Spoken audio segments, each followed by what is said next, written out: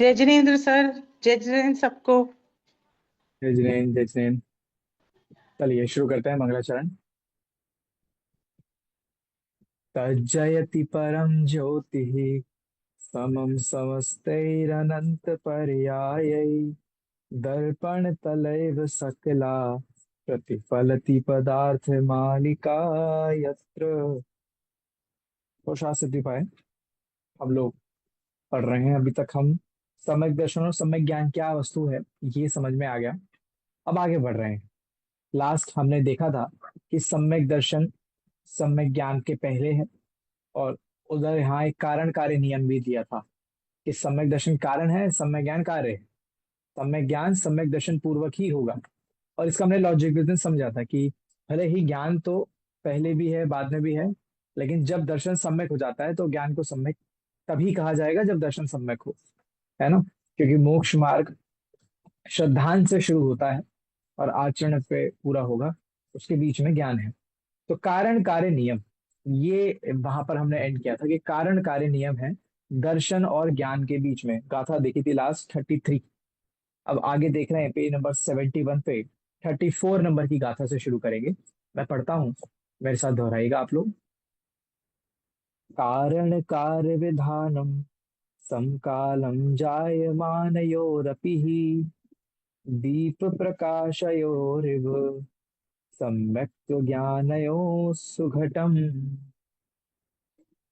34 number की गाथा है, कह रहे हैं सुनो। कारण कार्य तो ठीक है, ये तो समझ में आ गया है। अब दिक्कत क्या कह रहे हैं कि हमने तो वो पढ़ा था कि 6 18 में पढ़ा था ना हमने, तो एक साथ होते हैं, दर्शन और ज्ञान एक साथ होते हैं। और आप कह रहे हो कारण कार्य, तो कारण कार्य तो ऐसा होता है ना कि पहले कारण होगा फिर कार्य होगा। लेकिन जिनवानी तो कहती है दर्शन और ज्ञान एक साथ युगपद सम्यक होते सॉरी, हैं। सॉरी टू डिस्टर्ब सर, मगर हमको 33 खाता से लेना है। 33 से लेना। सॉरी अच्छा, टू डिस्टर्ब। मैंने डिस्टर्ब क्या, मुझे भी नहीं पता था। मुझे ऐसा था मतलब पूर्वी जी और मेरा डिस्कशन था कि 33 हमने कर ली है। ओके, ठीक है। चलिए 33, सॉरी पहले ही बता देते हैं। कोई नहीं। 33 नंबर की गाथा देखते हैं। हमने देखा था कि आ, हमने ये पढ़ ली है। पूर्वी जी तो कह रहे थे 34 हो गई है, मैंने पूछा था उनसे आज। सॉरी, आप मेरे नहीं, को भी शायद गलती हो गई होगी। आई डोंट नो मैं इफ आई बोल रहा हूँ ना हैड। 33। मैं कह रहा हूँ 33 सर हमारी हो गई थी, मैंने 34 रीड से ही हमें करके शुरू करना। छोड़ दी थी गाथा, हमने कल रीड करके परसों रीड करके छोड़ दी थी। हमने इसको ऐसा तो नहीं होगा। फर्दर एक्सप्लेन नहीं किया था। नहीं, ऐसा तो नहीं होगा कि हमने रीड करके छोड़ दी थी। 33 गाथाएं पूरी हो गई हैं जितना मुझे भी याद है, क्योंकि मुझे याद है मैंने लास्ट यही पढ़ा था, कारण कार्य नियम होता है। कारण सम्यक दर्शन कारण है, सम्यक ज्ञान कार्य है। आप लोगों को किसी को याद नहीं है? हमने लास्ट क्लास में पढ़ा ही, मान हो नहीं गया। पढ़ा सर ये। मुझे तो हाँ ऐसे सर, ही याद है। पढ़ा था ये। और मैं तो अपन कह ने रहा हूँ वो मुझे भी तो। आपने क्वेश्चन पोज किया था कि आगम ज्ञान और सम्यक ज्ञान वाला। जिनवाड़ी का ज्ञान हाँ। मिथ्यात्व की अवस्था में सम्यक है कि नहीं, ये होमवर्क हम्म। आपने दिया था। करेक्ट। होमवर्क किया था करेक्ट। हमने। हाँ, जब तो आपको मुझे टाइम ध्यान है, मिले। मैंने कारण कार्य, मुझे इतना ध्यान है मैंने कारण कार्य पढ़ा है लास्ट क्लास में। यस, तो पढ़ा है। प्लीज आप या तो लास्ट क्लास की रिकॉर्डिंग सुन लीजिएगा, लास्ट क्लास की। 34 से शुरू कर रहे हैं। कह रहे हैं कि निश्चय से सम्यक दर्शन और सम्यक ज्ञान दोनों एक समय में उत्पन्न होने पर भी, देखिए कारण कार्य भी एक तरह से देखा जाए बड़ा औपचारिक कथन है, औपचारिक कथन है कि सम्यक दर्शन पहले होता है सम्यक ज्ञान बाद में होता है। एक्चुअल में तो सम्यक दर्शन ज्ञान चारित्र तीनों एक साथ जीव की पर्याय में प्रकट होते हैं, है ना। सम्यक दर्शन हो चाहे सम्यक ज्ञान हो चाहे सम्यक चारित्र हो, तीनों ही एक साथ प्रकट होते हैं। ये सब युगपद होने वाली अवस्थाएं हैं। अब या देखिए, जैसे किसी ने कुछ मीठा बनाया, खीर बनाई या कुछ भी बनाया, तो एक साथ ही पूरी वस्तु का स्वाद जानने में आएगा ना, एक साथ ही। कि नहीं नहीं, अभी पहले घी जानने में आ रहा है, फिर ये जानने में आ रहा है, फिर ये जानने में आ रहा है। जब वो चीज बन रही थी तब एक एक करके चीजें डाली जाती हैं।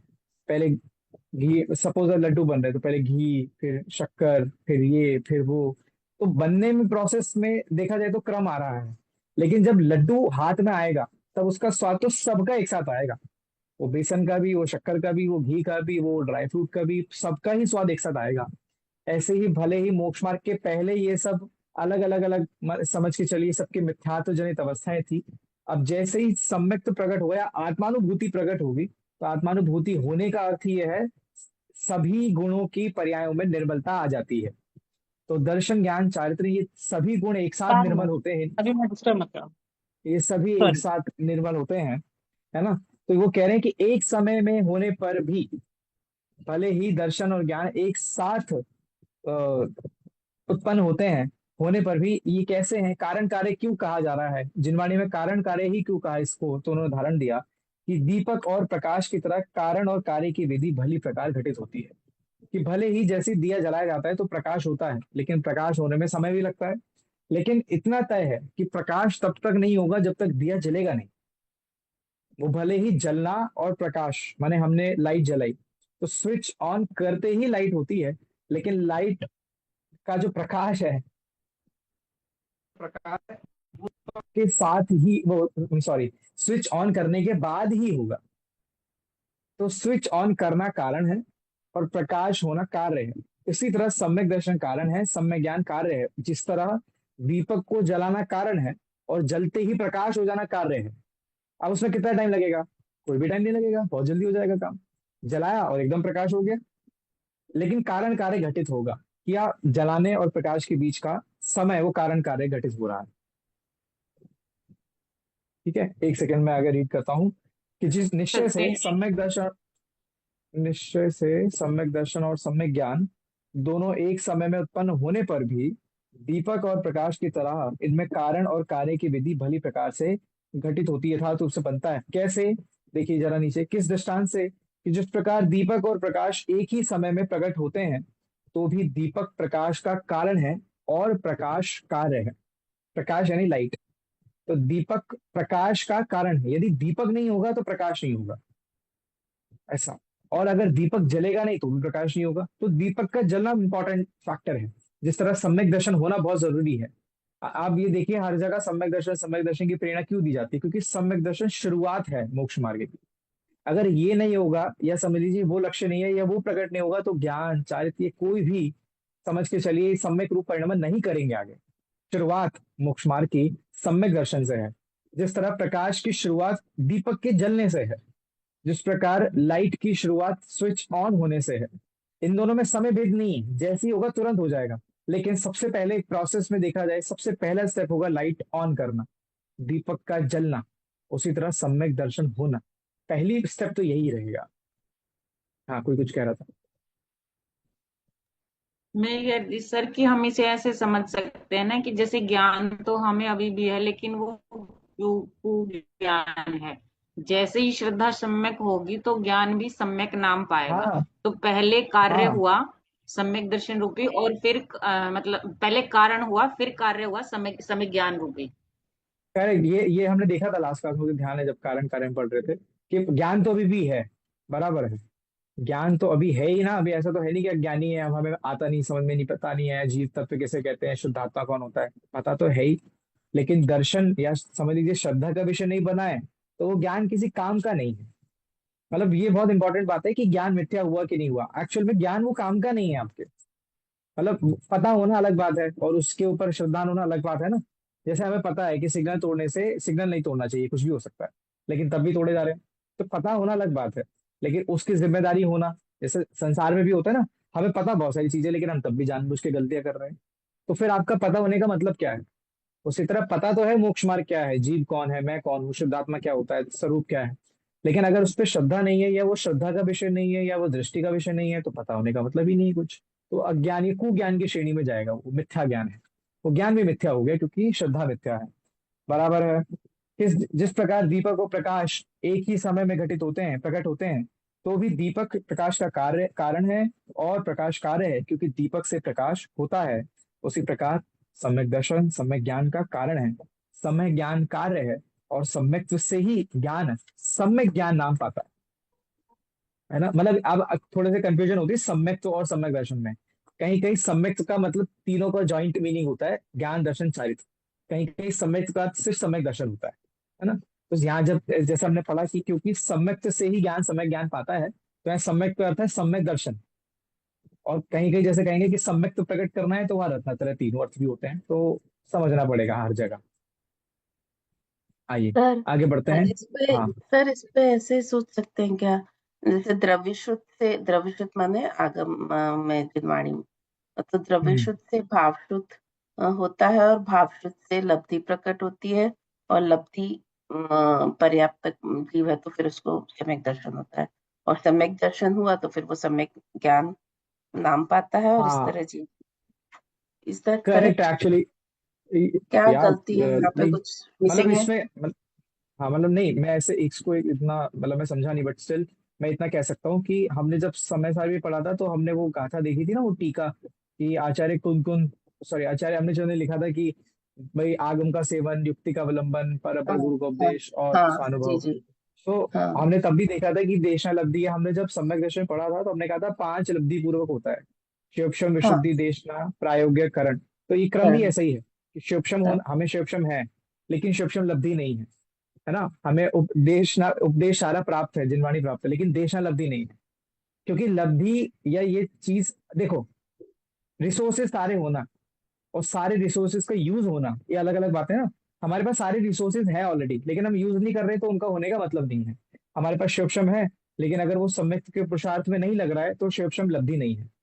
अगर हमारे पास जो जिनवाणी एक है। एक एक क्वेश्चन यहाँ पर है, वो पात्रता वर्ड आया था ना अभी 2-3 श्लोक पहले, तो उसमें हाँ यही था ना, यही पात्रता मुन्नी उसकी चेक शुद्धि करते हैं, तो हाँ मतलब लब्धि वाली पात्रता चेक हाँ करते हैं, लब्धि वाली राइट? बात है करेक्ट करेक्ट करेक्ट। वो विशुद्धि लब्धि की माने हाँ कषायों की उपक्षमता नहीं है अंतरंग में क्रोधी बहुत है यह है भी हाँ, लेकिन वो समय सम्यक की ओर नहीं है तो वो विशुद्धि लब्धि भी नहीं है वो देशना लब्धि भी नहीं है ऐसा। तो कह एब्सोल्युटली सकते हैं जैसा आप कह रहे हैं बराबर है।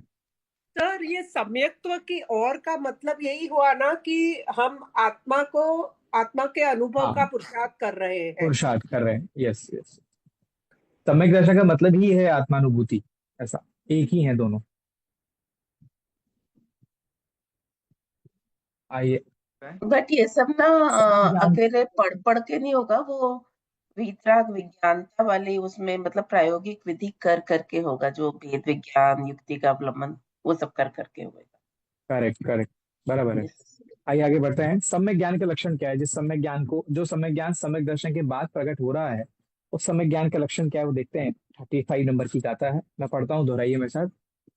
कर्तव्योऽध्यवसायः सदने कांतात्मकेषु तत्वेषु संशय विपर्ययानध्य वसाय विविक्तमात्मरूपम तत्। 3 शब्द हैं इसमें मुख्य रूप से हमने पढ़े हैं संशय विपर्यय और अनध्यवसाय है ना। सम्यक ज्ञान के दोष कहे जाते हैं या मिथ्या ज्ञान का स्वरूप कहा जा सकता है कि जहाँ संशय हो कि डाउट है ऐसा है कि ऐसा है। विपर्य हो कि नहीं नहीं जो गलत वाला है उसी को एक्सेप्ट कर ले कि ऐसा नहीं ऐसा ही होगा। और अनध्यवसाय यानी कि वो प्रमाद या समझ लीजिए कि पता नहीं होगा जो होगा अपने को क्या लेना देना है। तो ये सम्यक ज्ञान के दोष हैं। देखिए कहने की बात गजब है सम्यक ज्ञान जहाँ होगा वहां दोष नहीं होंगे। तो ये सम्यक ज्ञान के दोष नहीं है एक्चुअल में तो ये मिथ्या ज्ञान के स्वरूप हैं स्वरूप भेद हैं। तो क्या कह रहे हैं कि प्रशस्त अनेकांतात्मक अर्थात अनेक स्वभाव वाले तत्व या पदार्थों में अनेकांतात्मक अर्थ में या द्रव्य में इन शॉर्ट द्रव्य जिसका स्वरूप अनेकांतमयी है। अनेकांत कैसा जिसमें अनंत धर्म हो अनंत धर्म शक्ति स्वभाव संपन्न हो उस द्रव्य में उस तत्व पदार्थ में निर्णय करने योग्य है वो सम्यक ज्ञान संशय विपर्य और विमोह रहित आत्मा का निज स्वरूप है। लास्ट से देखते हैं सम्यक ज्ञान जो है वो मेरा ही स्वरूप है मेरे स्वरूप से बाहर की वस्तु नहीं है। सम्यक ज्ञान कैसा होता है कि वो संशय विपर्य और अनित्य वसाई रहित होता है। और वो किसके काम आता है कि वो निर्णय करने के काम आता है। किसका निर्णय करना है कि अनेकांतात्मक द्रव्य का निर्णय करना है। सम्यक ज्ञान संशय विपर्य रहित है मेरा ही स्वभाव है और अनेकांतात्मक वस्तु का निर्णय करने में सहयोगी है। देखिए सम्यक ज्ञान में जैसा होता है ना कि नहीं नहीं हमें सब आता है हमें सब आता है वो सम्यक ज्ञान नहीं है। इसीलिए वो सम्यक दर्शन के बाद है कि सब आना और सब जितना भी आना उसकी श्रद्धा होना। भाई मुझे पता है कि इसको क्या कहते हैं मुझे पता है करना नियुक्त की नियम मुझे सब पता है मुझे कर्म प्रकृतियां याद है मुझे भी आता है मैंने वो भी पढ़ लिया मैंने वो भी पढ़ लिया। दिस इज नॉट सम्यक ज्ञान। आगम ज्ञान सम्यक ज्ञान नहीं है ना। आगम ज्ञान जरिया है सम्यक ज्ञान तक पहुंचने के लिए। आगम ज्ञान अब आप समझिए एक तिर्यंच को जो सम्यक दृष्टि है वो सम्यक ज्ञानी होगा कि नहीं होगा। होगा क्यों नहीं होगा। तो उसका सम्यक ज्ञान आगम पे आधारित है कि नहीं नहीं आगम का कितना ज्ञान है, उसको कितना पता है, कितनी नॉलेज है, उसने कितने शास्त्र पढ़े हैं। ये सारी ये जितने ये जो आगम ज्ञान वाली सुविधा है ना, ये सिर्फ मनुष्य भव की है। मतलब हम लोगों के पास ये प्रिविलेज है कि हम आगम ज्ञान के थ्रू सम्यक दर्शन सम्यक ज्ञान की ओर आगे बढ़ सकते हैं। वरना तिर्यंजों के पास कितनी अपॉर्चुनिटी है सम्यक दर्शन की, कहाँ है? वो भले ही संगी पंचेंद्रिय सब कर सकते हो, लेकिन उनके पास ऑप्शंस कितने हैं? वो शेर जो जंगल में हिरण को मार के खा रहा है, कितने परसेंट चांसेस होंगे, कितनी पॉसिबिलिटी होगी कि उसको कोई सम्यक दर्शन उसको होने की कोई पॉसिबिलिटी नहीं है एक शेर को सम्यक दर्शन की एक्चुअल में। तो वो तो ऐसी भवितव्यता थी कि आसमान से उतर कर 2 मीनार आ गए। ऐसे कितने शेरों को रोज सम्यक दर्शन होता होगा? क्या पॉसिबिलिटी? कुछ भी नहीं है बेशक, कोई प्रोबेबिलिटी नहीं है इस चीज की। लेकिन मनुष्य के पास हर समय चूंकि जिनवाणी उपलब्ध है, तो हमारे पास हर समय ऑप्शन अवेलेबल है सम्यक दर्शन का, है ना? तो हम ऐसा ना समझे कि नहीं नहीं मैं ये बात इसलिए रिपीट कर रहा हूँ क्योंकि हम बार बार कहते हैं ना आगम ज्ञान कुछ नहीं है, कि है हमारे लिए बहुत मैटर करता है, बाकियों के लिए पता नहीं। माने देवों के पास, देव तो वैसे भी अवधि ज्ञानी वाले, उनका तो वैसा विशिष्ट ज्ञान होता है, वो तो तीर्थंकर की सभा में भी चले जाएंगे, हमारे पास ऑप्शन नहीं है जाने का, है ना? नारकियों के पास कोई ऑप्शन नहीं है नरक से बाहर निकलने का, लेकिन सम्यक दर्शन प्रकट हो जाता है। तिर्यंजय के पास ऑप्शन नहीं है, अगर ऑप्शन है भी तो समझ में कितना आएगा? जब हमने वो कहानी पढ़ी होगी ना पार्षद भगवान के पूर्व भव की, सॉरी, लेकिन वो जो है ना कि जो पार्षद थे उन्होंने सांप नाग नागिन को नमोकार मंत्र सुनाया। प्रश्न है कितना ही समझ में आया होगा उनको कि नमोकार मंत्र क्या है, प्राकृत भाषा का कितना ज्ञान होगा नाग नागिन को? वो देखा जाए तो वो भवितव्यता आधारित है ना? होता है ना कि कोई बहुत सिंपल सी बात भी बोल दे तो इतनी गहरी समझ में आ जाती है कि हमारा जीवन बदल जाता है। बस ऐसी बात समझिए उसको, हम उसको आधार ना बना ले अपने जीवन का कि मरते समय कोई नमोकार मंत्र सुना देगा तो हो जाएगा हमारा काम, है ना? तो ये सब तो प्रपंच की कहानियां हैं, बस समझ के चलिए, लेकिन इतना समझ में आना समझाने चाहिए। से कुछ नहीं आता, जब समझे खुद ही समझ जाता है। करेक्ट है, मतलब लेकिन अब वो समझ, हाँ समझने के लिए वो आगम ज्ञान हमें जरूरी है, और वो हमारे मनुष्य भव के लिए सम्यक ज्ञान का पाठ है आगम ज्ञान, ये समझिए। इसलिए उन्होंने कहा अनेकांतात्मक वस्तु के निर्णय में सहयोगी है। माने सम्यक ज्ञान का स्वरूप अनेकांतात्मक वस्तु का निर्णय कराता है, या सम्यक ज्ञान में उस वस्तु का निर्णय होगा। तो अनेकांत को समझना तो पड़ेगा पहले। सम्यक ज्ञान के लिए अनेकांत क्या वस्तु है, अनेकांत किसे कहते हैं, कितने धर्म होते हैं, शक्ति कैसे काम करती है, नित्य नित्य का क्या स्वरूप होता है, मैं कौन हूँ, मेरे में कितने धर्म है, हर वस्तु में धर्म होते हैं क्या, ऐसा मैंने बहुत सारा निर्णय करना होगा सम्यक ज्ञान की प्राप्ति के लिए, ऐसा, है ना? चलिए बहुत बढ़िया, आगे बढ़ता हूँ। क्या कहा, टीका पढ़ते हैं एक बार। वो कह रहे हैं कि अनेकांत है स्वभाव जिनका, ऐसे सर पदार्थों का ज्ञान पूर्वक निर्णय करना योग्य है। बोलिए। सर ये निर्णय सम्यक ज्ञान के पहले करना है ना, तभी तो सम्यक दर्शन होगा। हाँ वो करना है, लेकिन उसके बाद वो विशेष अभ्यास कह लीजिए या जानना कह लीजिए, तो ऐसा उसके निर्णय। बाद भी करते हैं, दोनों टाइम में होता है। मतलब अब वो शब्दों में मत उलझिए, आपके निर्णय करते हैं कि क्या करते हैं, अध्ययन या कह लीजिए वो उसका चिंतन मनन कह लीजिए, जानना। समय ज्ञान तो जानने का नाम है ना, उस वस्तु को जानते रहना, जानना, यही समय ज्ञान है। निर्णय तो हो ही गया है पहले, लेकिन और विशेष निर्णय कह लीजिए, और विशेष ज्ञान, सम्यक ज्ञान कह लीजिए, अध्ययन कह लीजिए, जो भी। सर एक चीज यहाँ ऐड करना था। जैसे मुझे ये समझ में आता है कि हमारा अनादि का मिथ्यात्व है, मतलब हम अज्ञानी हैं। और जब हम जिनवाणी के आगम में द्रविशुद्ध के माध्यम से गुरु की वाणी सुन सुन के ये जो ज्ञान मिल रहा है, तो हम अपने अज्ञान को उस ज्ञान से डिवाइड कर करके अपनी सारी मूर्ताएं निकालते जा रहे हैं, और फिर हम्म। अपने विवेक के साथ निर्णय भी कर रहे हैं। तो विवेक और राइट वस्तु व्यवस्था को समझने में और अपने आत्म कल्याण के लिए। पर तब वो बराबर। सम्यक निर्णय में पहुंच के हम सम्यक दर्शन होता है, जब दर्शन या श्रद्धा मस्तक हो जाती है, और फिर वो सम्यक ज्ञान सम्यक चारित्र भी युगपत हो जाता है। राइट करेक्ट है, आंसर। मतलब अभी से वही अध्ययन से ही जितनी मूर्ता है वो निकलेंगी। तो सही बेसिकली है। जो ये सम्यक ज्ञान है ना, ये एक ट्रांसफॉर्मेटिव नॉलेज है। जब वीतराग विज्ञान की हम्म। लेबोरेटरी में डाल के जब हम इसको बार बार मंथन करते हैं और ये पूरा निर्णय करते हैं, तब ये अंदर से आता है, अपने अंदर, जीव के अंदर होता है। बराबर है, इज दैट करेक्ट? जीव के अंदर है, कह सकते हैं। इसलिए बाकी आगम ज्ञान का जो आपका था, वो आगम ज्ञान। वस्तु है, सम्यक ज्ञान अलग वस्तु है। द मेन थिंग इज सम्यक दर्शन के बाद ही ज्ञान सम्यक कहा जाएगा, और उसमें वस्तु का और विशेष निर्णय होता है ना? बस इतना यहाँ पे इसको रोकते हैं, आगे बढ़ती है, टीका पढ़िए क्या कह रही है। पदार्थ के स्वरूप को यथार्थ जानने का नाम सम्यक ज्ञान है ना? माने पदार्थ का यथार्थ स्वरूप जानना, जिस उसकी श्रद्धा होना सम्यक दर्शन है, जानना सम्यक ज्ञान है, और उसी में लीन होना वास्तव में। अब पदार्थ का यथार्थ स्वरूप क्या है भाई, ये जानना तो सम्यक दर्शन के पहले ही होगा ना। जिसकी श्रद्धा करनी है पहले से जानना तो पड़ेगा कि वो आत्मा क्या था। तो वास्तव में वो जानना भी पहले ही हुआ, लेकिन वो जानना यथार्थ कहलाया तब जब सम्यक दर्शन हो गया। भाई देखा जाए, एक डॉक्टर है, उसने सब पढ़ लिया था, डिग्री मिलने के पहले उसने सब कुछ पढ़ लिया था। एक्चुअल में डिग्री के मिलने के बाद पढ़ता कौन है? कोई नहीं पढ़ता।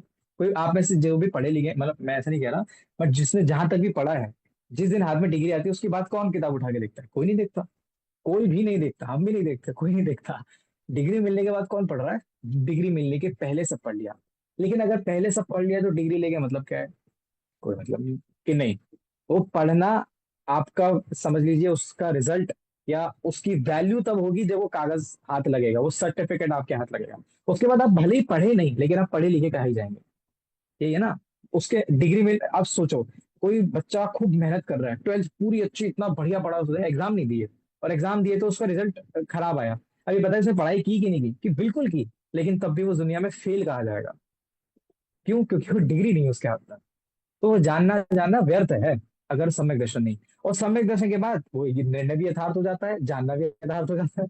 ऐसी सुविधा है ना? सम्यक दर्शन के बाद सम्यक ज्ञान का लॉजिक समझिए। वो कह रहे हैं, पदार्थ के स्वरूप का यथार्थ जानने का नाम सम्यक ज्ञान है।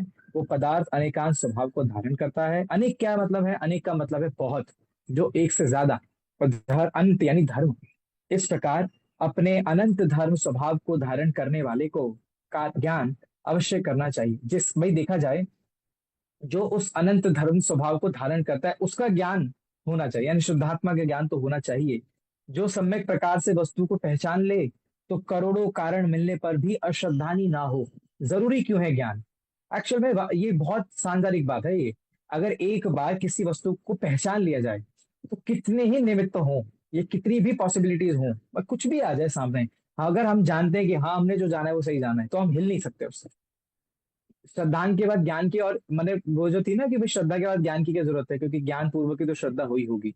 वो इसलिए जरूरी है। एक बार श्रद्धा होने के बाद आप श्रद्धा से भटक भी तो सकते हैं, ये पता नहीं जाना था कि नहीं जाना था, क्या पता नहीं क्या था वो। तो वो ज्ञान उस निर्णय को बनाए रखता है।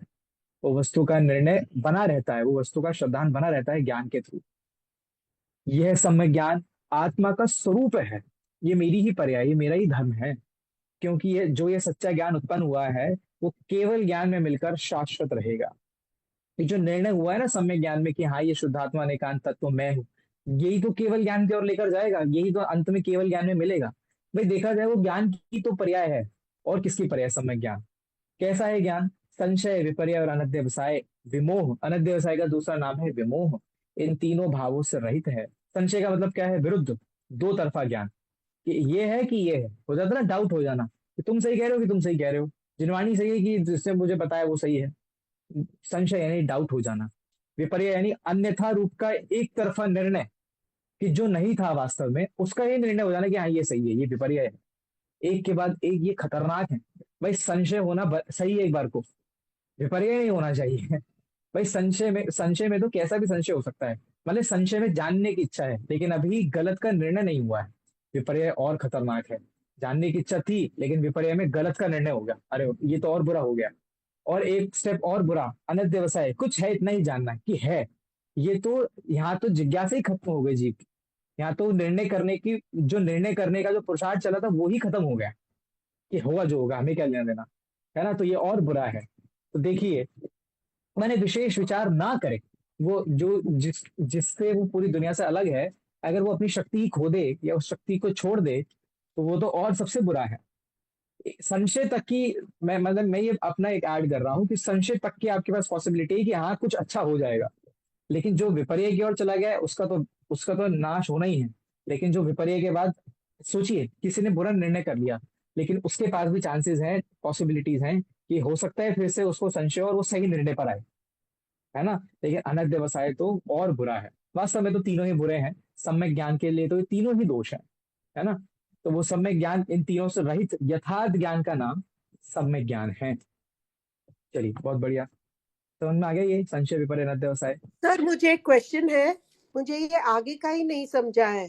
वो पदार्थ अनेकांत स्वभाव को धारण करता है, सो जिसको जाना, अपने आत्मा को जाना, वो अनेकांत स्वभाव को धारण करता है। मतलब धारण का मतलब क्या है? भाई वो है ना, उससे सहित ही तो है धारण करना, मतलब सहित होना। भाई धर्म वस्तु के इज अंदर है, विथ। ये धारण करना। इस विद, ऐसा कह लीजिए, ऐसा कह सो लीजिए। वस्तु के अंदर अनेकांत स्वभाव है, ऐसे ही बोल रहा माने है ना वो हाँ, वस्तु सेंटेंस। अनेकांत स्वभावी इस है। वस्तु अनेकांत स्वभावी है, इसी का मतलब है धारण करना। हाँ, फिर यहाँ लिखा है, इस प्रकार अपने अनंत धर्म स्वभाव को एक्सेप्ट करने वाले बालिकार का ज्ञान। का ज्ञान अवश्य करना चाहिए। उसका मतलब क्या है? भाई जिस वस्तु ने उन अनंत धर्मों को धारण किया हुआ है उसका ज्ञान करना चाहिए, माने आत्मा का ज्ञान करना चाहिए। और अगर सम्यक ज्ञान का कॉन्टेक्स्ट ले रहे हैं तो सम्यक ज्ञान से ही उन अनंत धर्मों को जाना जाएगा। तो सम्यक ज्ञान का भी ज्ञान होना चाहिए, दोनों अर्थ लिए जा सकते हैं। अनंत स्वभाव को धारण करने वाले, अपने अनंत स्वभाव को धारण करने वाले का ज्ञान। अच्छा, समझ गया। हम्म, आवर समझ गया। ओन, चलिए। आवर आरो, own, right. Okay. Okay. Yes. चलिए, ठीक है। तो संशय विपर्य और अनध्यवसाय रहित सम्यक ज्ञान होता है। अब ये कह रहे हैं उस सम्यक ज्ञान के 8 अंग होते हैं। वास्तव में ये विषय बहुत अच्छा है, जो 8 अंग का विषय है, बहुत काम का विषय है। ये बहुत रेयरली इधर उधर कहीं पढ़ने को मिलेगा। मैंने शायद सबसे पहले भी पुरुषार्थ सिद्ध में पढ़ा था। 8 अंग सम्यक ज्ञान के, पढ़ते हैं मजा आएगा। गाथा है 36 नंबर की, दोहराइए मेरे साथ। ग्रंथार्थो भयपूर्णम काले विनयेन सौपधानम च बहुमानेन समन्वितम् अभिन्नवम ज्ञानमाराध्यम। 8 अंग हैं सम्यक ज्ञान के, बहुत अच्छे हैं, पढ़ने लायक और एक्सेप्ट करने लायक है अपने जीवन में। देखिए, ग्रंथ रूप यानी शब्द रूप, इसमें सिर्फ नाम आएंगे, इसका डिटेल आगे पढ़ेंगे, हम नाम पढ़ते जाते हैं। शब्द रूप यानी ग्रंथ रूप यानी शब्द रूप। दूसरा अर्थ रूप का मतलब है वैसा स्वभाव वाला या वैसा, यानी शब्द शब्द वाला, अर्थ वाला, ज्ञान वाला, ऐसा। तो शब्द रूप, अर्थ रूप और उभय अर्थात शब्द अर्थ रूप के शुद्धता से परिपूर्ण, काल में अर्थात अध्ययन काल में आराधन योग्य, आराधन करने योग्य, मन वचन काय की शुद्ध रूप विनय। ये अलग अलग अंग चल रहे हैं अभी। जैसे हमने पढ़ा शब्द, अर्थ, उभय, काल, है ना। उसके बाद अभी ये मन वचन काय की शुद्ध रूप विनय, फिर धारणा युक्त और अत्यंत सम्मान से, यानी देव शास्त्र गुरु के वंदन नमस्कार आदि सहित विद्या गुरु को छिपाए बिना ज्ञान की आराधना करनी चाहिए। ज्ञान की आराधना हो रही है, समय ज्ञान के 8 अंग बता रहे हैं। पेज पलटिए, उस पे सारे 8 के 8 अंग समझ में आएंगे क्या है ये। ज्ञानम आराध्यम, श्रद्धावान पुरुषों को सम्यक ज्ञान आराधन करने योग्य है। अब आराधना का अर्थ कोई पूजा मत समझिए, मैंने आराधना यानी उसको धारण करना चाहिए, उससे के और बढ़ना चाहिए। कैसा है वो ज्ञान कि शब्द रूप है, अर्थ रूप है और उभय से पूर्ण है, माने शब्द रूप भी है। वो ज्ञान जो है कैसा है कि शब्द रूप ज्ञान भी हो सकता है, अर्थ रूप ज्ञान भी हो सकता है और उभय रूप भी हो सकता है, माने शब्द अर्थ दोनों। देखिए 8 अंग कौन से हैं। पहला, व्यंजनाचार, माने जहां मात्र शब्द के पाठ का ही जान पना हो उसे व्यंजनार्चित अंग कहते हैं, यानी व्यंजनाचार कहते हैं। माने मात्र शब्दों को जानना, शब्दाचार। जो ऊपर आया था ना शब्द रूप, वो व्यंजनाचार हो गया। व्यंजन होते हैं, आई थिंक अगर मैं गलत नहीं तो व्यंजन यानी अल्फाबेट्स होता है ना। हिंदी में व्यंजन बोलते हैं, इंग्लिश में उनको अल्फाबेट बोलते हैं। माने जो शब्द रूप है मात्र, जिसमें अर्थ नहीं है, माने जहां जहां शब्द शब्द का ज्ञान हो रहा है वो शब्दाचार। समय ज्ञान शब्द रूप ज्ञान को भी कहा जाता है। से हाँ यारा लव शत्रज्ञा तक वो व्यंजन है, और आ ई वो स्वर होते हैं। हाँ, वो स्वर होते हैं, बराबर है, बराबर है। दूसरा है अर्थाचार। अब क्या कह रहे हैं, जहां केवल अर्थ मात्र के प्रयोजन सहित जान पना हो, मात्र अर्थ अर्थ का जान लेना, अर्थाचार। मात्र शब्दों का ज्ञान होना, शब्दाचार है, व्यंजनाचार है। मात्र अर्थ का ज्ञान होना, अर्थाचार है। अगला, जहां शब्द और अर्थ दोनों में संपूर्ण जान पना हो उसे उभय रूप कहेंगे, उभय रूप जानना। भाई समझ लीजिए, में सारी जिनवाणी आती है लेकिन अर्थ नहीं मालूम, शब्दाचार। जिनवाणी का ज्ञान तो है ही, मैं यहाँ इसको ऐसे कनेक्ट कीजिए। भाई सब समय ज्ञान के एक अंश में वो कह रहे हैं जहां सिर्फ शब्दों शब्दों का जान पना है, अर्थ नहीं मालूम, तो वो भी शब्दाचार है, शब्द रूप ज्ञान। जहां अर्थ मालूम है लेकिन शब्दों की समझ नहीं है, वो अर्थाचार। लेकिन जहाँ शब्द भी मालूम है और अर्थ भी मालूम है, जो कि सबसे बेस्ट चीज है, उभय रूप ज्ञान। शब्द भी पता है, अर्थ भी पता है, वो उभयाचार हो गया। यह आचार शब्द आचरण नहीं है, आचार शब्द ज्ञान रूपी ही है ये। आगे देखिए, अब इन तीनों के अंग का वर्णन किया है। अब ज्ञान की आराधना कब करें? तीन रूप ज्ञान हो सकता है जिनवाणी का, शब्द, अर्थ और उभय। अब अगला अंग जो है वो ये बताएगा कि कब जाने जिनवाणी को। तो कालाचार नाम का आ रहा है कि काल जिस ज्ञान का विचार चाहिए वही करना। सूर्योदय, जब सूरज का उदय हो रहा है, सनराइज के टाइम पे, सनसेट के टाइम पे, मध्याह्न जब वो होते हैं ना भाई, दोपहर और शाम, रात के बीच का टाइम यानी संध्या काल, जैसे जहां मिक्स हो रहा है मध्याह्न, और मध्य रात्रि यानी आधी रात को। मैंने रात खत्म होने वाली है और सुबह होने वाली, तो बीच का जो रात का काल हो गया, शायद 12 से 4 का कह लीजिए, जितना भी समय है ना, 2 से 4 या 2 से 5 का जो समय होगा, मध्य रात्रि, इनके पहले और पीछे का मुहूर्त संध्या काल है। माने मध्य रात्रि के पहले और मध्य रात्रि के बाद का काल संध्या काल हो गया, मिक्स वाला काल हो गया। इस काल को छोड़कर भाई, सूरज जब उग रहा है तब मत पढ़िए, सूरज जब अस्त हो रहा है तब मत पढ़िए, आधी रात को मत पढ़िए, और संध्या काल में मत पढ़िए। माने बीच के समय में पढ़ना है। आपको अगर बचा ही नहीं कि अभी बहुत कुछ बाकी है। सूरज का उदय हो रहा है सुबह सुबह 6-7 बजे, तब नहीं पढ़ना है। जब सूरज अस्त हो रहा है 6 बजे, 6:30 बजे, 7 बजे, तब नहीं पढ़ना है। जब शाम का समय है तब नहीं पढ़ना है। जब आधी रात का समय है तब नहीं पढ़ना है। कब पढ़ना है कि पूरे दिन पढ़िए। जिस समय सूरज है, ना पिछली अवस्था है ना अगली अवस्था है, तब पढ़िए। रात्रि के समय भी पढ़ सकते हैं, लेकिन मध्य रात्रि के समय नहीं पढ़ सकते, आधी रात को नहीं पढ़ सकते। अभी हम जो पढ़ रहे हैं हम सही समय पढ़ रहे हैं, आई थिंक अभी कोई प्रॉब्लम नहीं है। तो वो कह रहे हैं भाई, वो कह रहे हैं तो कि इस काल को सूर्योदय छोड़, सूर्यास्त को संधि काल कहते हैं, वो जो आप बोल रहे थे ना, संधि काल। सूर्योदय सूर्योदय सूर्योदय संधि काल नहीं है। सूर्योदय यानी सूरज का उदय होना, संधि काल है दो अलग अच्छा अलग अच्छा, चीजों का दोपहर। मिक्स का जो समय होगा, तो दिन और दोपहर और रात्रि के बीच शाम का का, था। रात्रि के मिक्स का संध्या हो गया, तो संधि काल। हाँ, आई वो गॉट इट। वो संधि काल, बराबर। यस। तो कह रहे हैं कि इस काल को छोड़कर शेष 4 उत्तम कालों में पठन पाठन आदि रूप स्वाध्याय करने को कालाचार कहते हैं। वैसे इन चीजों में ना विद्वानों के अलग अलग मत होते हैं कि कालाचार सिर्फ सिद्धांत ग्रंथों के लिए है। भाई जैसे धवला इत्यादि ग्रंथ हैं, गोमटसार इत्यादि, जो कर्म या जो गूढ़ सिद्धांत के ग्रंथ हैं, उनको मत पढ़ो सिर्फ कालाचार इन टाइमों पे। लेकिन अब अगर जिनवाणी की आज्ञा है कि इन समय पे स्वाध्याय नहीं करना चाहिए, तो नहीं करेंगे। लेकिन ऐसा नहीं है कि इन समय पे आप चिंतन नहीं कर सकते, मनन नहीं कर सकते, चर्चा नहीं कर सकते। शास्त्र लेकर स्वाध्याय करने की अनुमति नहीं है, ऐसा समझिए। आगे बढ़ते हैं। चारों संध्या काल की प्रथम और अंतिम 2 घड़ी तथा दिग्दाह, माने समझ लीजिए कहीं आग लगी हो, उल्कापात यानी भूकंप आया हो। उल्कापात यानी भूकंप होता है, आई थिंक पूनम जी, उल्कापात यानी हेल स्टॉर्म होता है ना, हेल स्टॉर्म आई थिंक। हाँ, ऊपर से ओले जो गिरना। तारा टूट गिरता है उसको ओला उल्कापात गिरना। अच्छा, बोलते हैं। उल्कापात, ओके ओके, ओले तारे टूटने ओले जो वाले काल। गिरते हैं ना उसको कहते हैं उल्कापात। हाँ, मैंने नहीं, बिजली उल्कापात भी बिजली सुना है। बिजली गिरना, बिजली गिरना उल्कापात।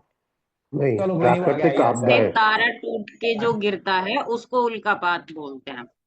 मैंने हेल स्टॉर्म का नाम भी सुना है, उल्कापात, वैसे तो हिंदी में शायद हेल स्टॉर्म को उल्कापात बोलते हैं कि नहीं बोलते? Hailstorm, Ulkapat is hailstorm and Vajrapat is lightning, what she said. हाँ, नहीं नहीं, पूनम जी अलग कह रही हैं, जब तारा टूटता है ना उसको उल्कापात कह रहे हैं। तो ठीक है, कोई बात नहीं, तारे टूटने के समय या हेल स्टॉर्म के समय, या जैसा आरके जी ने सिंपल शब्द बोला, प्राकृतिक आपदाएं, दैट्स इट। जो ऐसे कोई भी ये ऐसी कैलेमिटीज हैं जैसे वज्रपात, बिजली का गिरना, इंद्रधनुष का होना, सूर्य चंद्र ग्रहण, ये तो वैसे सामान्य दुनिया भी इसके लिए तो समय मनाही करती है। सूर्य ग्रहण या चंद्र ग्रहण या तूफान आना या भूकंप होना आदि उत्पातों के काल में सिद्धांत ग्रंथों का पठन पाठन वर्जित है। देखिए, इसका बेसिक सा लॉजिक है। सिद्धांत ग्रंथों के अध्ययन के समय बहुत ज्यादा फोकस, समझ लीजिए। आप ये देखिए, अगर कोई टीचर क्लास में पढ़ा रहा है तो बच्चे का सबसे मेन कर्तव्य होता है कि जो वो पढ़ा रहा है उसको ध्यान से सुने, भटके नहीं दिमाग। अगर इधर उधर भटकेगा तो उसको गुस्सा आएगा, और ये वास्तव में टीचर की अविनय है, मतलब आप उसकी डिसरिस्पेक्ट कर रहे हो। सेम एज सिद्धांत ग्रंथ अति गूढ़ है, उनको पढ़ते समय सारा उपयोग वही हो। अब अगर बाहर कोई आपदा आ रही, बिजली कड़क रही, तो आपका बार बार उपयोग भटकेगा, है ना। बाहर अगर कोई ऐसी प्रॉब्लम है, कुछ भी हो रहा है, तो हमारा बार बार उपयोग अस्थिर होगा, पता नहीं क्या हो रहा है, पता नहीं क्या हो रहा है। तो ग्रंथों की अविनय है। इसके लिए वो कह रहे हैं कि ऐसी समय पर, माने ऐसी ऐसी ऐसी परिस्थितियों पर यहाँ पे सिद्धांत ग्रंथों का अध्ययन नहीं करना चाहिए। वास्तव में देखा जाए तो फिर अध्ययन जिनवाणी लेकर बैठना ही नहीं चाहिए उन समयों पर। उस समय आप चिंतन करें, मनन करें, चर्चा कर सकते हैं, कुछ भी करें। लेकिन हम बार बार उपयोग भटकेगा, सामने जिनवाणी खोलिए, और जैसे होता है ना कि अब सपोज हम अभी क्लास में भी चर्चा कर रहे हैं, हमारे आगे जिनवाणी है, अब चर्चा करते करते हम ऐसी जगह पहुंच गए, इतनी फालतू बातें कर रहे हैं, तो वो जिनवाणी का अभिनय है। फालतू बातें इन द सेंस हम बहुत ज्यादा ही ऑफ टॉपिक चले गए। अभी हम जितनी चर्चा करते हैं अपन जिनवाणी के आधार से ही करते हैं, सिर्फ मैं उसको नहीं कह रहा हूँ। लेकिन आप कहो कि नहीं नहीं सर ये कैसे होता है, कि वो कैसे होता है, फिर वहां क्या जाएंगे, हम घूमने जाएंगे तो क्या करें, ये फालतू की बातें हैं, ऐसा है ना। तो इन सब चीजों का मैंने सिद्धांत ग्रंथों के अंदर समय, सिद्धांत ग्रंथों का पठन पाठन वर्जित है ऐसे काल में। हाँ, स्तोत्र आराधना जैसे मैंने बोला, आप पाठ कर सकते हैं, धर्म कथा आदि के ग्रंथ पढ़ सकते हैं। अब ये कह रहे हैं कि धर्म कथा, आप कहानी की किताब लेके बैठे हैं, पढ़ रहे हैं कि हाँ भाई ऐसा हुआ था, फिर ये हुआ था, फिर वो हुआ था, बराबर है। लेकिन जो मूल गूढ़ सिद्धांत ग्रंथ हैं, उनका अध्ययन करने का मना किया है ऐसे काल में। तो काल को भी, सम्यक ज्ञान में काल भी एक महत्वपूर्ण अंग है, क्योंकि जिनवाणी सम्यक ज्ञान का ही अंश है। किस समय उन्हें पढ़ना, कैसी परिस्थितियों में नहीं पढ़ना, ये भी सम्यक ज्ञान का अंश है। जिसको इन बातों की खबर होती है वो भी सम्यक ज्ञान की ओर अग्रसर है, ऐसा कहा जा सकता है। आइए आगे बढ़ते हैं। विनयाचार बहुत बढ़िया अंग है। विनयाचार, कि किस रीति से ज्ञान आराधना करना, नम्रता युक्त होकर करना। माने यह, इसमें बहुत बातें आ सकती हैं। अध्ययन करते समय कोई कषाय ना हो, है ना, कोई ये ना हो हमें तो बहुत आता है। इसमें अपनी भी विनय और जिनवाणी की भी। हमारे जो गुरु हैं वो एक बहुत बड़े उदाहरण देते हैं कि विद्यार्थी को कच्ची नहर की तरह होना चाहिए। कच्ची नहर का अर्थ क्या होता है, जब कोई नहर होती, माने समझ लीजिए जो स्ट्रीम है ना, जो भी माने जो जगह है जहाँ से नदी बहेगी, तो उस जगह को कैसा होना चाहिए, जिसमें से पानी अब क्रॉस होगा, उस जगह को गीला होना चाहिए, नम्र होना चाहिए। पहले वो सारा पानी सोख ले, पहले अपने अंदर सारा पानी ले ले, अब उसके बाद सारा पानी छोड़ दे भाई। लेकिन अगर वो नरम नहीं होगी, कठोर होगी, तो वो सूख नहीं पाएगी और वो सूख जाएगी, कह सकते हैं। तो वो कहते हैं हमेशा कि सीखने वाले को, पढ़ने वाले को कच्ची नहर की तरह होना चाहिए, पहले खुद एब्जॉर्ब करे, फिर दूसरों तक जाने दे, है ना। तो ये वास्तव में विनय का एक अंग कह लीजिए, अंश कह लीजिए, कि हम अपने लिए पढ़ रहे हैं। हमें ना किसी को पढ़ाना है, ना हमें किसी भी कषाय को पुष्ट करना है, ना हमें कुछ अन्यथा कोई प्रयोजन होना चाहिए। हमें सीखना है, और नम्रता एक सीखना है। पता नहीं क्या लिख दिया, पता नहीं क्या कर दिया, ऐसे भाव नहीं आने चाहिए, है ना। विनय युक्त होना चाहिए ग्रंथों का अध्ययन, नम्रता युक्त, उद्धत नहीं सर होना। सर हाँ कच्ची नहर अपन ये भी बोल सकते हैं ना कि भी अपन जहां मुड़े वहां मुड़ जाए, यानी कि यदि हमारे गलत भी आ रहा ध्यान है तो वो हमको सही को हम एक्सेप्ट कर ले और फिर आगे बढ़े। हाँ, ऐसा क्योंकि भी कह सकते हैं, कच्चा, बाकी जो वो कच्ची जिसका नहर से। दिमाग कच्चा है वो, हाँ हाँ हाँ हाँ, बोलिए। जिसका दिमाग कच्चा है वो कोई भी चीज एक्सेप्ट कर लेगा। पर जिसकी करेक्ट। धारणा एकदम दृढ़ है, चाहे वो गलत है या सही है, वो कभी अपने आप को चेंज नहीं करना चाहेगा। हाँ, ये भी कह सकते हैं, बराबर। तरफ, बाकी इसमें कच्चा घड़ा और ज्यादा बोलते हैं, कि जिस तरफ ढाल दो उस तरफ ढल जाए, ऐसा कच्चा घड़ा भी बोलता है। आप समझ गए ना जो हम कहना चाह रहे हैं, या जो जिनवाणी कहना चाहिए, कि विनय होनी चाहिए करते समय। आगे छठवां अंग है उपधानाचार, कि कैसी ज्ञान आराधना होना चाहिए, कि धारणा सहित ज्ञान को नहीं भूलना, उपधान सहित ज्ञान की आराधना करना छठवां अंग है। माने ऐसा नहीं होना चाहिए कि आप भी पढ़ते गए और पीछे का भूलते गए, माने धारणा में भी होना चाहिए। जिसका निर्णय करते जाए वो याद भी रहना चाहिए। अभी तो पढ़ते गए और ये तो हो ही रहा है हमारे साथ। मुझे तो कल परसों की बात याद आ रही है, लास्ट क्लास की, जब मैंने क्या पूछा था कि भाई आज ही से देख लो, क्लास शुरू होते समय हमें पता ही नहीं हमने क्लास क्लास में क्या पढ़ा है। तो मतलब ये नहीं होना चाहिए हमारे साथ, हमें याद होना चाहिए कि हमने क्या पढ़ा है, इस सेमेस्टर का, इसके पिछले सेमेस्टर का, उसके पिछले के पिछले सेमेस्टर का। और अगर नहीं याद रहता है तो हम उसको रोज थोड़ा थोड़ा थोड़ा थोड़ा रीड करते जाएं। भाई ये बराबर है हमारे। ऐसा नहीं है कि हम बहुत शार्प मेमोरी वाले अगर होते तो हम और हमारे और आइंस्टाइन में कोई फर्क नहीं होता, है ना। वो भी जितना उसने काम किया हम भी उतना कर लेते। कहने का अर्थ ये है कि अगर हमें याद नहीं रहता है तो हम अपना अध्ययन छोड़े नहीं, सीधी सी बात है। जिसको जो चीज नहीं आती अगर वो बार बार करता रहेगा तो कहीं भी ना कभी आएगी। यही तो कहते हैं ना, आप अपने आगे आगे नेक्स्ट जनरेशन को तो वही करना होगा, याद करते रहें, बार बार उसका अध्ययन होते रहना चाहिए। बहुमानाचार, ये भी बहुत बढ़िया अंग है, बहुत अच्छा है। कैसा है ज्ञान, वो ज्ञान जिस जो सम्यक ज्ञान है ना, माने सम्यक ज्ञानी का ज्ञान कैसा है, कि ज्ञान की पुस्तक, शास्त्र का अथवा पढ़ाने वाले का बहुत आदर करना। बस अब ये थोड़ा सा चारित्र वाला आ जाता है, लेकिन ये ज्ञान में भी है। कैसे, मैं मैं इसको ऐसे ले रहा हूं कि पहले मेरी ज्ञान में तो विनय हो, जिसने मुझे पढ़ाया है, या जिस पुस्तक से मैंने पढ़ा है उसकी भी विनय होनी चाहिए। ऐसा नहीं है पढ़ तो लिया, वो पढ़िए, बेड पे पढ़िए, यहाँ पढ़िए, वहां पढ़िए, ऐसा नहीं होना चाहिए। जिस जिनवाणी से हम अध्ययन कर रहे हैं उसको उचित स्थान पे रखें, है ना, उसके आसपास भी शुद्धता बनाए रखें और वो भी सही स्थान पे हो। हम जब उसे अध्ययन करें तब हम भी शुद्ध हों अवस्था में, ऐसा नहीं है हम गलत कैसी भी अवस्था में पढ़ रहे हैं, वो सब चीजें उपधा ये बहुमानाचार में, बहुमान यानी होता है विनय। बहुमान यानी कह लीजिए कि हमें उसके प्रति बहुत बहुमान है, हमें उसका बहुत आदर है, रिस्पेक्ट है बहुत ज्यादा, पढ़ने जिस चीज से पढ़ रहे हैं उसकी, और जो हमें पढ़ा रहे हैं उसके प्रति, ऐसा। और अगला है, बहुत बढ़िया अंग है, अनिन्नव आचार। अनिन्नव आचार, दो शब्द है, अनिन्नव आचार, कि वो ज्ञान कैसा है। एक और अंग आ रहा है कि जिस शास्त्र अथवा गुरु से अपने ज्ञान को हुआ हो, माने हमने जिससे पढ़ा है, जिस पुस्तक से पढ़ा हो, जिस गुरु से पढ़ा हो, उसे छिपाना नहीं चाहिए। हम नहीं बता रहे हैं हमने किससे पढ़ा, ये नहीं होना चाहिए। किसी ने कहा कि यार ये तुम बड़ा अच्छा बताते हो यार, ये सम्यक दर्शन क्या होता है, सम्यक ज्ञान होता है, कहाँ से पढ़ा तुमने? हम नहीं बता रहे हैं। कौन पढ़ाता है तुम्हें? हम नहीं बता रहे हैं। ऐसा नहीं होना चाहिए। हमने जिस पुस्तक से पढ़ा है, जिनसे सीखा है, उनका नाम नहीं छिपाना चाहिए। अब सोच रहे हैं ऐसे भी लोग होते हैं जो नाम छिपाते हैं, कि होते हैं, होते होंगे।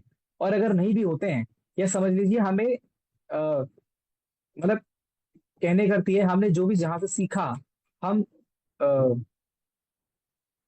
एक वो होता है ना आज, मतलब आप एक प्लेगैरिज्म होता है, अगर आप जानते हो तो, कि वो होता है ना, प्लेगैरिज्म होता है कि, अगर पता नहीं मैं सही शब्द यूज कर रहा हूँ कि नहीं कर रहा हूँ, जैसे हम कोई भी रेफरेंस कहीं से लें, तो हम उसको उसी नाम से छापते हैं, है ना भाई। सपोज इसे साहित्य की चोरी कहा जाता है, कि अगर कोई व्यक्ति, प्लेजरिज्म। हाँ, अगर अगर कोई व्यक्ति कुछ लिख रहा है, तो वो कैसे, वो जो लिख रहा है, जहां से उसने कोट किया, सपोज मैंने गांधी जी की किताब में पढ़ा कि हाँ भाई, सही सही सही, कुछ भी एक्स वाई जेड, मैंने गांधी जी की किताबें पढ़ा, या मैंने समय सार में पढ़ा कि मैं शुद्ध हूँ, एक हूँ, ऐसा हूँ, लेकिन मैंने उसे मेरे नाम से छाप दिया, तो ये गलत है।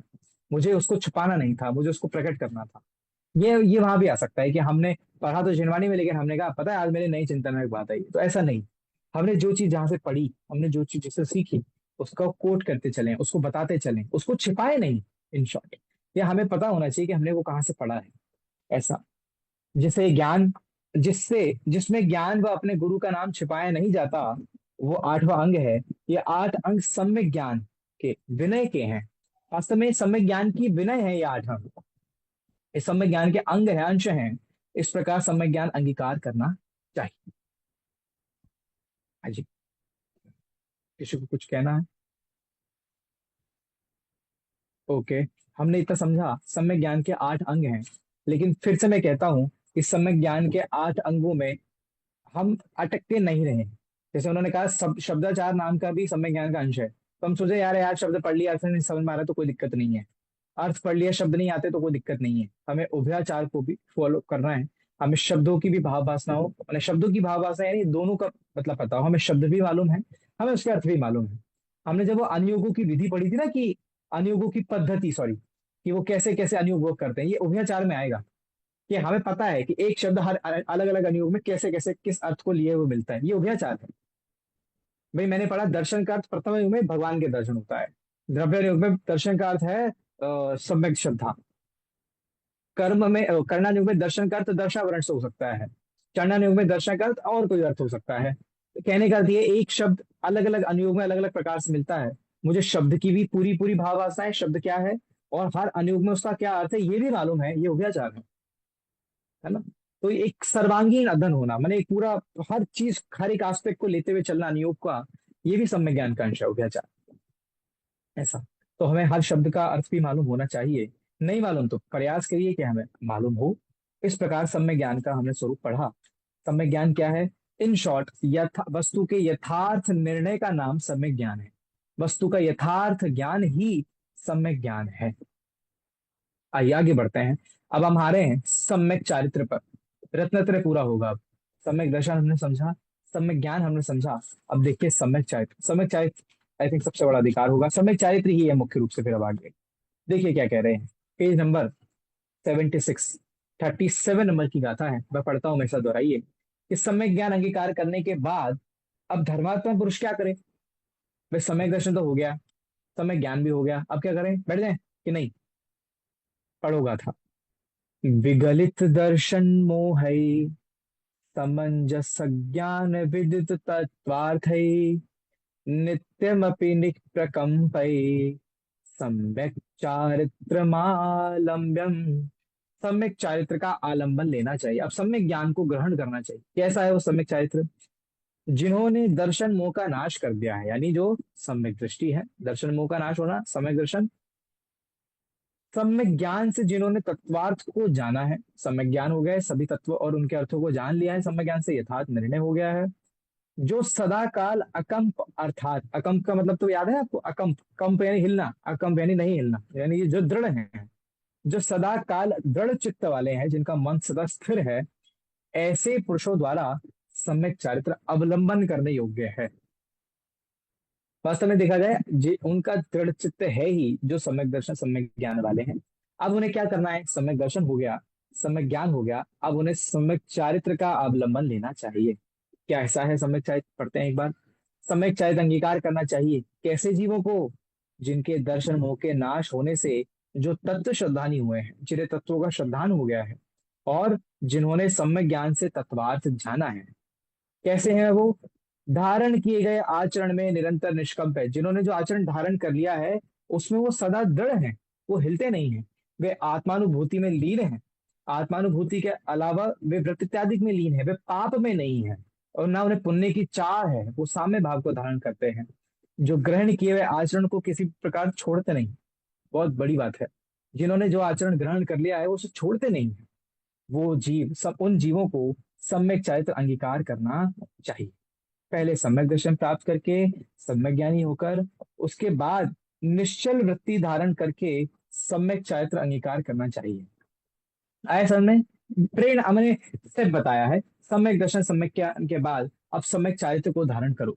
अब आगे आएगा कि वो सम्यक चारित्र का मैंने वही हमने जो पढ़ा था ना कि सम्यक दर्शन कारण है, सम्यक ज्ञान कार्य है, ऐसे ही सम्यक ज्ञान कारण है, सम्यक चारित्र कार्य है।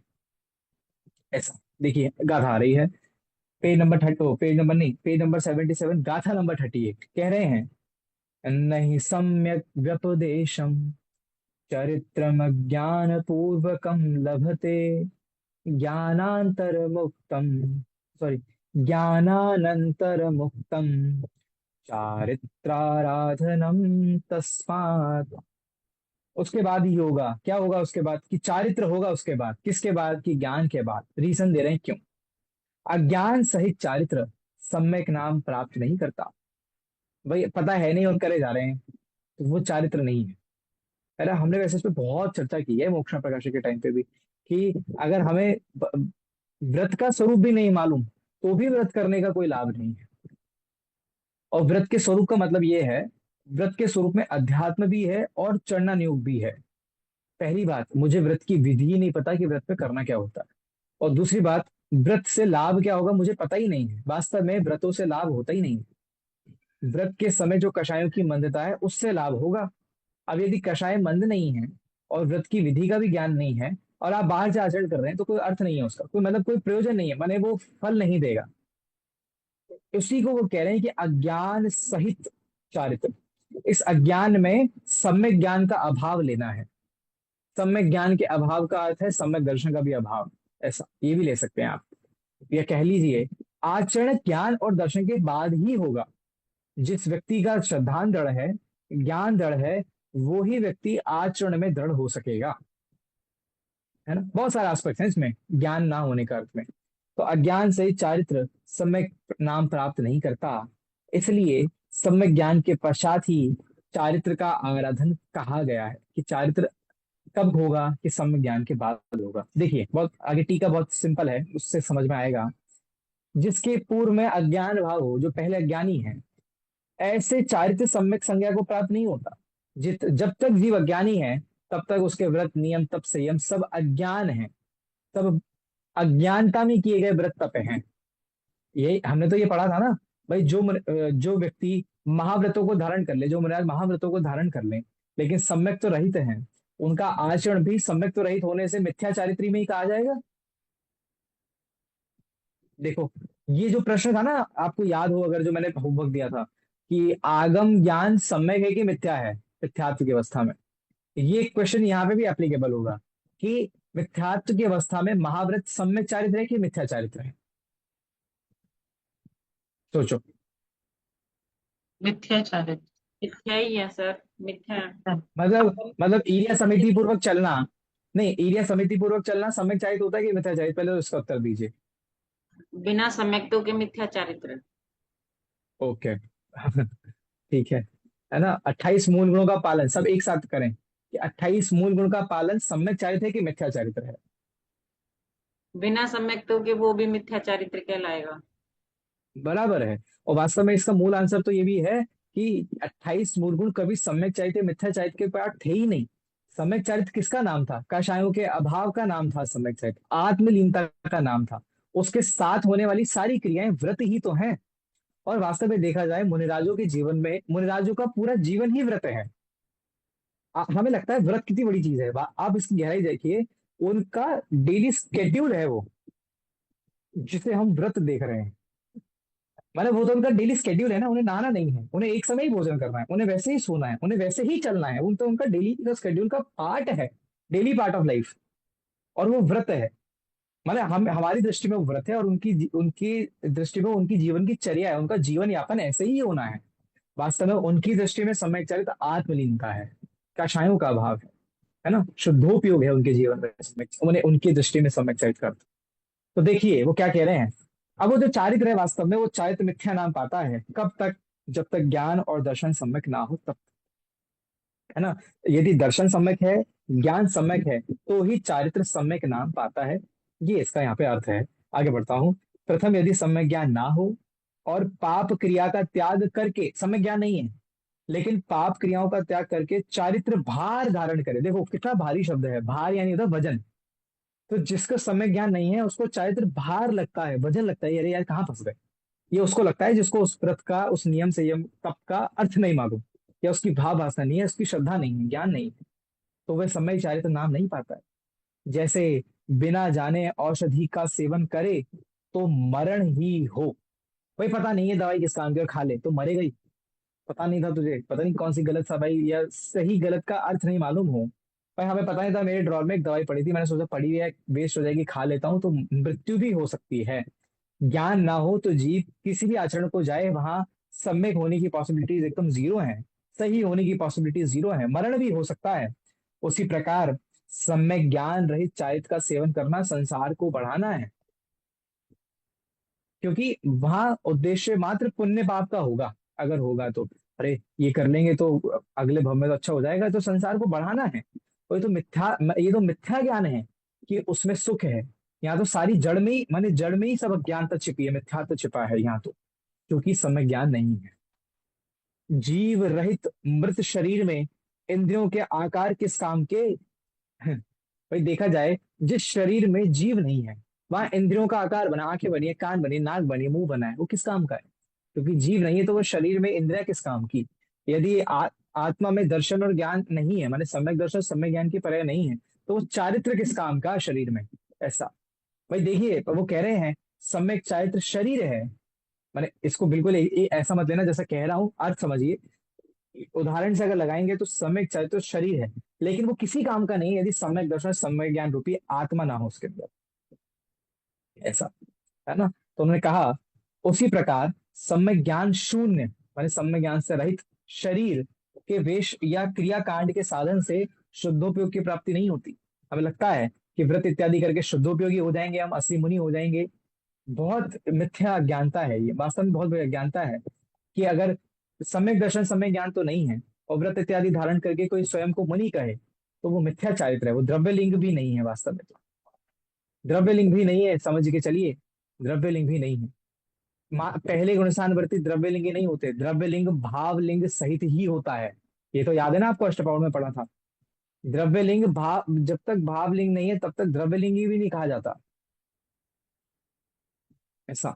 बाकी प्रथम पहले गुणस्थान में भी अगर हम कहें, जो प्रथम गुणस्थान व्यक्ति एकदम निरतिचार दोष उसका पालन कर रहे हैं, लेकिन सम्यक ज्ञान तो नहीं है ना, तो वो आचरण किस काम का? विचार करें, वो आचरण भी किस काम का? ऐसा। देखिए तस्मात उसके बाद, अतः सम्यक ज्ञान की प्राप्ति के पश्चात ही चारित्र का आराधन करना कहा है। सम्यक ज्ञान होने के बाद ही सम्यक चारित्र हो सकता है।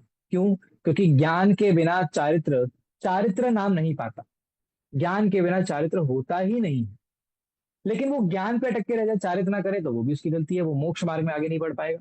तो ज्ञान और चारित्र दोनों की अपनी अपनी जगह उपयोगिता बराबर है ना, इस प्रकार।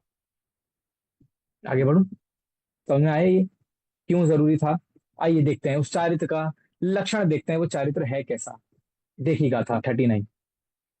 चारित्रं भवति यतः समस्त सावध्य योग परिहरणात् सकल कषाय विमुक्तम विशदमुदासीनमात्म रूपम तत्। बहुत बढ़िया आएगा था, हमने पढ़ी है मोक्ष प्रकाशक में, मतलब इसका सार पढ़ा था मोक्ष प्रकाशक में, मुझे याद है। देखिए कारण, चारित्र का लक्षण देखिए। कारण कि वह चारित्र समस्त पाप युक्त मन वचन काय के त्याग से, पहला पाप रूप मन वचन काय के त्याग से, और संपूर्ण कषाय रहित निर्मल पर पदार्थों से विरक्ति रूप और आत्म स्वरूप होता है। चारित्र कैसा होता है? चारित्र के अलग अलग पॉइंटर्स हैं कि चारित्र का लक्षण क्या है, कैसा होता है चारित्र। देखिए टीका में समझ में आएगा। समस्त पाप सहित मन वचन काय के योग का त्याग करने से चारित्र होता है। माने मन वचन काय की स्थिरता है चारित्र, जहां पाप नहीं हूं, और पाप में पुण्य भी इंक्लूड करके चलते बनिए। माने कहना अर्थ ये है, जो अशुद्धोपयोग रहित है, जहां उपयोग में मन वचन काय तीनों में ही पाप नहीं है, चंचलता नहीं है, स्थिरता है, मन वचन काय के स्थिर होने का नाम चारित्र है। दूसरा वो कह रहे हैं, मुनि पहले सामायिक चारित्र अंगीकार करते हैं। सर माने यहाँ स्थिरता, स्थिरता को थोड़ा समझाएं। स्थिरता का मतलब अर्थ यही है कि मन, हाँ। जैसा मन में हो वैसा वचन उच्चरिए, वैसी कार्य में आए, वो इज दैट नहीं और व्हाट? माने, नहीं मन वचन काय की स्थिरता में बस इतना नहीं है, माने काय भी स्थिर है, काय से कोई चंचलता ना हो, वचनों में भी स्थिरता हो, और मन भी स्थिर हो, माने हिलना डुलना नहीं, चंचलता नहीं है, एक जगह उपयोग स्थिर है शुद्धात्मा की ओर, हाँ। शुद्धात्मा से भटकना नहीं है, ये स्थिरता है एक्चुअल में चारित्र में। तो उसको थोड़ा और एक्सप्लेन किया उन्होंने। वो कह रहे पहले मुनिराज पहले सामायिक चारित्र अंगीकार करते हैं, जिसमें मन वचन काय को बुद्धिपूर्वक स्थिर किया जाता है सामायिक चारित्र में। तब ऐसी यस। प्रतिज्ञा करते हैं कि मैं सर्व पाप सहित योगों का त्यागी हूं, है ना। वो ऐसी प्रतिज्ञा करते हैं कि मैं पाप सहित योगों का त्याग करता हूं। और कैसा है चारित्र?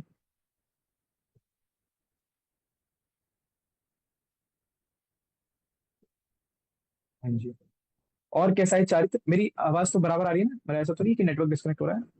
हाँ। कैसा है चारित्र? समस्त कषायों का अभाव होने पर यथा क्या चारित्र होता है?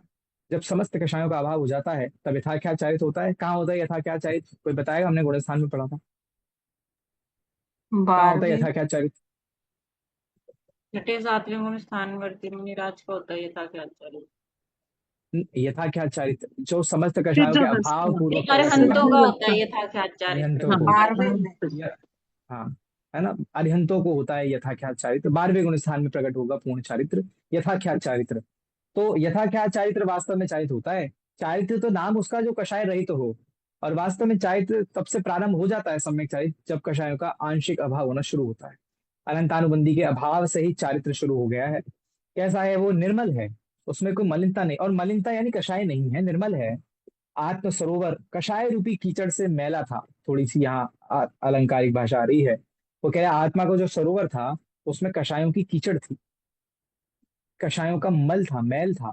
कषाय का अभाव होने पर सहज निर्मलता हो गई। भाई कोई तालाब है वो गंदा है, तालाब में से गंदगी निकाली है तो तालाब स्वच्छ हो गया। वास्तव में तो तालाब स्वच्छ था ही, वो गंदगी थी तो वो गंदा कर रही थी। वो पहले भी साफ था, गंदगी निकालने के बाद भी साफ हो गया, ऐसा। और कैसा है? उदासीनम, पर द्रव्यों से विरक्ति स्वरूप है, उसे पर द्रव्य में कोई इष्टनिष्ठ मान्यता नहीं है, बुद्धि नहीं है, ऐसा आचरण भी नहीं है, ऐसा है चारित्र। वो चारित्र आत्मा का स्वरूप है, वो आत्म स्वरूप से बाहर की वस्तु नहीं है। अगर वो चारित्र आत्मा का स्वरूप है तो उसे लोग आत्मा के बाहर क्यों मानते हैं, ये भी विचार करने योग्य है। जब चारित्र आत्मा का ही स्वरूप है तो शरीर से चारित्र कैसे हो सकता है? शरीर संबंधी भोगों के त्याग से चारित्र कैसे हो सकता है, या सिर्फ उसका नाम चारित्र कैसे हो सकता है? मैंने खाना छोड़ दिया, मैं एक टाइम ही खाता हूँ, मैं तो उपवास करता हूँ, ये चारित्र कैसे हो सकता है? क्योंकि चारित्र तो आत्मा का स्वरूप है। मैं तो सिर्फ व्हाइट कपड़े पहनता हूँ, मैं तो सिर्फ शुद्ध वस्त्र पहनता हूँ, मैं तो सिर्फ ऐसे करता हूँ, मैं तो सिर्फ ये खाता हूँ, मैं तो ये करता हूँ, मात्र इसका नाम चारित्र कैसे हो सकता है? जब क्योंकि चारित्र तो आत्मा का स्वरूप है, उसमें कुछ पार्ट आत्मा का भी तो होना चाहिए। वो सम्यक ज्ञान है, वो लीनता है। कषाय रहित जो आत्मा का स्वरूप प्रकट हुआ है वही सदा काल रहेगा, इस अपेक्षा से आत्मा का स्वरूप है, नवीन आवरण कभी नहीं होगा। माने उसमें कुछ और अब ढकने वाला नहीं है, वो सदा काल प्रकट रहने वाला है, क्योंकि सम्यक ज्ञान से उत्पन्न हुआ है। सामायिक चारित्र में सकल चारित्र हुआ, पूर्ण चारित्र जैसे महाव्रत इत्यादि। परंतु संजलन कषाय के सद्भाव से मलिनता नहीं गई। भाई संजलन कषाय भी बाकी है ना मुनिराजों के, तो वो मलिनता नहीं जा रही है, वो पूर्ण चारित्र प्रकट नहीं हुआ है। इसलिए जब सकल कषाय रहित हुआ, तब यथाख्यात नाम पाया। जैसा चारित्र का स्वरूप था वैसा प्रकट हुआ। कब? जब सारी कषायों का अभाव हुआ तब। अब वो कह रहे हैं कि शुभोपयोग रूप भाव है, वो चारित्र है या नहीं? अच्छा प्रश्न है ये, कि जो पुण्य रूप भाव है, जो व्रत इत्यादि रूप जो भाव है, वो चारित्र है या नहीं, ये बताओ। व्रत चारित्र है या नहीं? सिंपल क्वेश्चन है। देखिए, शुभोपयोग विशुद्ध परिणामों से होता है। हमें याद है ना, हमने पढ़ा था कि ये व्रत, ये जो चर्या है मुनिराजों की, वो कौन से गुणस्थान में होती है? छठवें की सातवें? छठे। आचरण कौन से गुण? छठे में होता है ना। भाई जो व्रत इत्यादि हैं, वो चलना, आहार लेना, ये इत्यादि जितने भी मूल गुण हैं, वो तो छठवें गुण स्थान में होता है। तो वो कह रहे हैं कि वो जो अब हमने वहां पढ़ा था, वहां तो संजलन कषाय का कैसा उदय है? संजलन कैसा उदय है? तीव्र उदय छठे कहलाएगा। तीव्र उदय। तीव्र, तीव्र उदय है, माने कषाय का तीव्र उदय है वहां। मतलब वो तीव्र उदय तो ना के बराबर है, लेकिन स्टिल आगे की अपेक्षा वो तीव्र उदय माना गया है, कहा गया है। तो वो तो विशुद्ध परिणाम, वो तो शुद्ध, वो कह इन शॉर्ट, शुभोपयोग विशुद्ध परिणामों से होता है, करुणाजन्य परिणामों से होता है, कषाय की तीव्रता से होता है शुभोपयोग भी। और विशुद्धता मंद कषाय को कहते हैं। इसलिए कषायों की हीनता के कारण कथनचित वो चारित्र कहलाता है। भाई वो विशुद्ध है, कषायों की हीनता है इसलिए विशुद्ध है, लेकिन वो विशुद्ध परिणाम कषायों की तीव्रता है वहां पे। विशुद्ध परिणाम, या कह लीजिए कषायों की मंदता है अनंतानुबंध इत्यादि की अपेक्षा, तो वो कथनचित या व्यवहार से चारित्र कहा जा सकता है, लेकिन वो चारित्र है नहीं, क्योंकि वहां भी कषाय का उदय बरकरार है, तीव्र उदय है वो, है ना। इस और इसलिए माने इन, तो वहां पे परद्रव्य का सद्भाव हो गया वापस, इसीलिए कषाय का उद्भव है। संतुलन कषाय का तीव्र उद्भव इसलिए हाँ है क्योंकि परद्रव्य हाँ में सब उन लोग का जो वो हो रहा है, आचरण हो रहा नहीं है नहीं, या हाँ नहीं नहीं, तो वो ये परद्रव्य का सद्भाव कैसे हुआ वहां पे?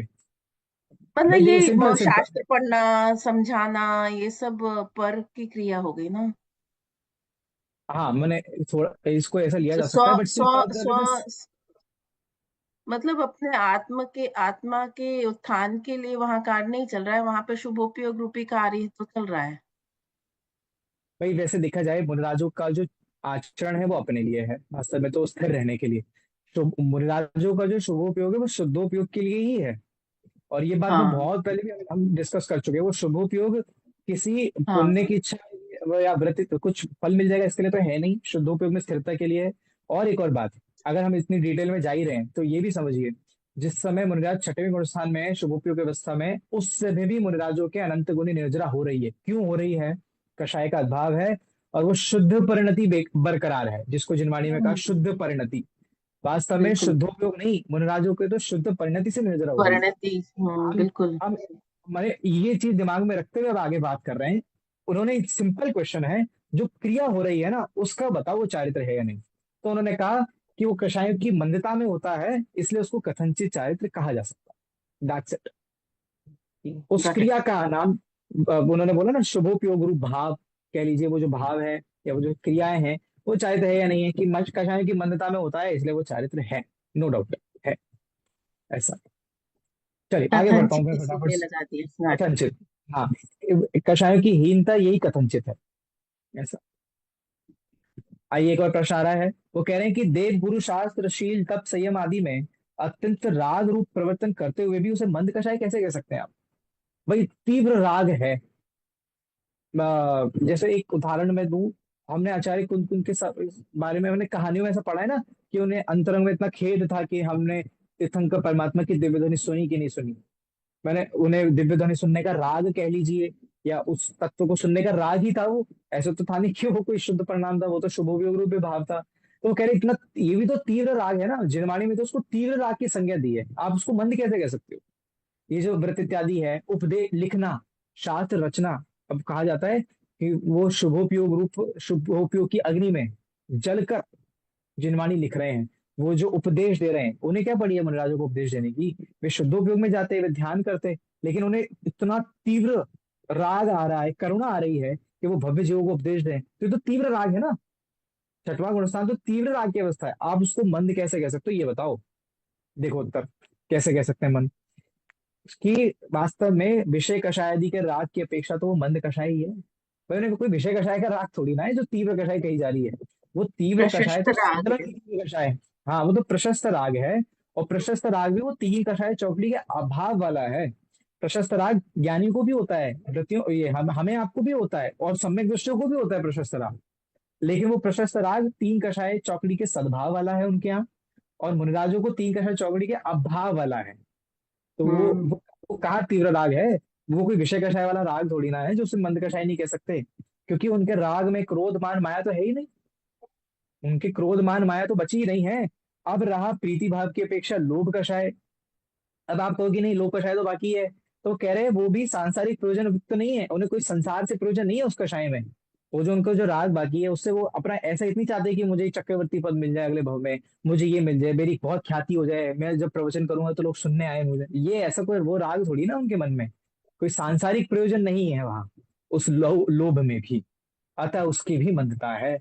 तो इस अपेक्षा से यहाँ मंद कहा गया है। देखो, यहाँ भी ज्ञानी जीव राग भाव से प्रेरित होता हुआ अशुभ राग को छोड़कर शुभ राग में परिवर्तन करता है, किंतु शुभ राग को उपादेय रूप श्रद्धा नहीं करता।